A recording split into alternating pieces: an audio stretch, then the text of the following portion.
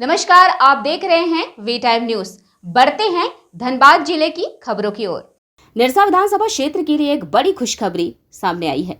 निरसा के विधायक अरूप चटर्जी ने अपने स्थानीय कार्यालय में आयोजित प्रेस वार्ता के दौरान जानकारी दी कि उनके अथक प्रयासों के फलस्वरूप अब निरसा स्थित एमपीएल प्लांट में 1600 मेगावाट की 2 नई यूनिट स्थापित की जाएगी। वर्तमान में यहाँ 1050 मेगावाट के यूनिट कार्यरत हैं और अब अतिरिक्त 800 मेगावाट के 2 यूनिट लगाने पर लगभग सहमति बन चुकी है।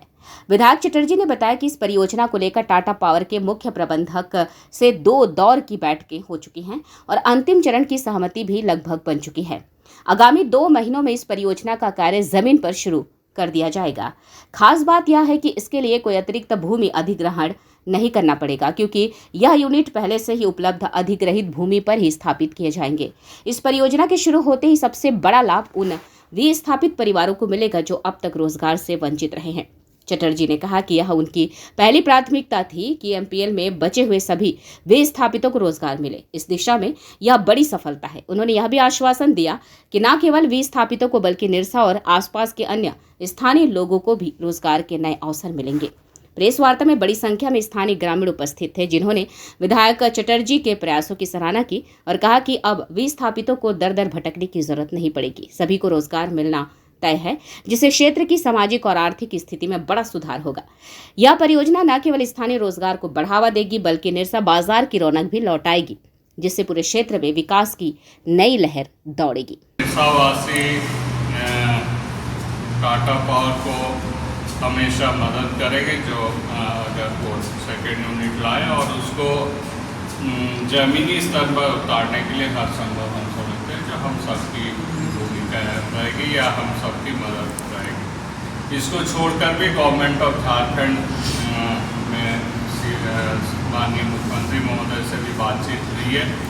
अगर टाटा पावर सेकेंड यूनिट लाती है तो गवर्नमेंट ऑफ झारखंड से भी हर संभव मदद मिलेगी। तो गवर्नमेंट भी चाहती है जो यहाँ एम्प्लॉयमेंट जनरेशन हो या और भी इंडस्ट्री उद्योग आए और उसके साथ साथ इन्वेस्टमेंट जो है झारखंड में और भी, तो इसलिए गवर्नमेंट भी इसको वेलकम करेगी। हुए विस्थापित है उन लोगों को इमीडिएटली ले लिया जाएगा और उसके साथ साथ हम समझते हैं जो आसपास के ग्रामीण क्षेत्र के जो बेरोजगार हैं, जो काफ़ी दिनों से रोजगार के लिए दौड़ रहे हैं, उन लोगों को ही प्राथमिकता मिलेगी। रही बात बहुत टेक्निकल जॉब जो बाहर से लोग आएंगे, बाकी तो सारे लोग यहाँ के ही काम करेंगे। और कंस्ट्रक्शन फेज में आप लोगों ने आगे भी देखा है जो कम से कम 10,000 लोग काम करते हैं। तो जब कंस्ट्रक्शन होगी तो यहाँ हम समझते हैं जो ढेर सारा एम्प्लॉयमेंट होगा। फिर जब चलेगी तो उस समय आसपास के ही लोग काम तो क्या लगता है कब तक धरातल पर प्रोजेक्ट्स उतर के काम शुरू कर देंगे? सर्वे कंप्लीट हो जाए और पूरी आकलन इकोनॉमिक एज वेल एज जो वहाँ साइट में जो बनने की है वो तमाम चीज़ों का फुल ग्राउंड स्टडी हो जाए तो हम समझते हैं जो जल्दी इससे भी बड़ा प्लांट स्थापित होगी एमपीएल के एरिया में स्थापित होगी। ये तो 550 की 2 यूनिट है, फिर 800 यूनिट की 2 योजनाएँ। आशा करते हैं जो 1 से 1.5 महीना के अंदर ये प्रोसेस। वी टाइम न्यूज के लिए निरसा से वी के सलूजा की रिपोर्ट।